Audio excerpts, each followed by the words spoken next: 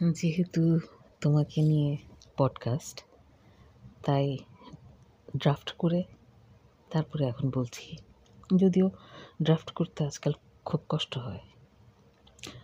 সিনারিওটা এমন, যেখানে দেয়াল জুড়ে বিশাল জানালা, ইন্টেরিয়র খুব চমৎকার, সিটগুলো মুখোমুখি, খুব ক্ষীণভাবে ট্রেনের ঝিকঝিক শব্দ শোনা যায় বাইরে থেকে।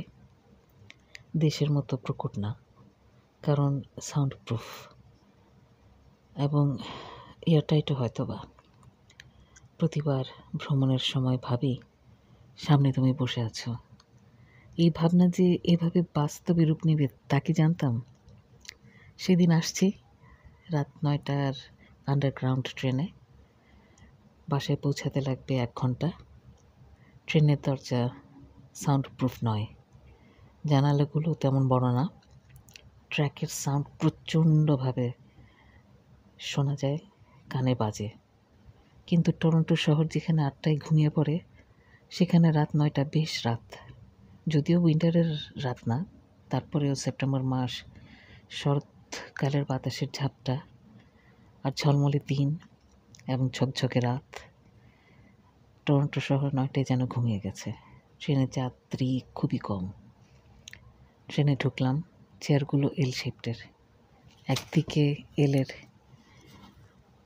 এক কর্নারে বসলে অন্য কর্নারে যাত্রীকে সরাসরি দেখা যায়। সামনে তাকিয়ে দেখি আমার সেই বন্ধুটি, মানে তুমি, যাকে কল্পনা করি আমার সাথে সবসময়, শুধুমাত্র ট্রেন যাত্রায়, অন্য কোনো বাহনে নয়। যেমন গাড়িতে যাই, বাসে যাই, কিন্তু ট্রেনের জার্নিতে আমি শুধু তোমাকেই কল্পনা করি যে তুমি পাশে আছো। তার মানে এই না যে অন্যান্য বাহনে যখন চড়ি তখন অন্য কাউকে পাশে কল্পনা করি, তা না। আসলে কল্পনায় আর কেউ আসে না, ওই তুমিই আসো, এবং সেটা আমার সেই ট্রেন জার্নিতে। আর আজ যে আমার সামনে বসে আছে সে তো এখানে থাকে না, তাকে আমি চিনি না, এবং সে হুবহু দেখতে তোমার মতো। এবং সেপ্টেম্বরের এই 18 তারিখ 2025 সালে তুমি যদি টরন্টোতে আসোই, আমি তো অ্যাটলিস্ট জানবো। তাহলে তো তুমি সে নও। তাহলে এ কে? একদম সেই তোমার চেহারা, ফার্স্ট ইয়ারে যেমন দেখেছিলাম তোমাকে।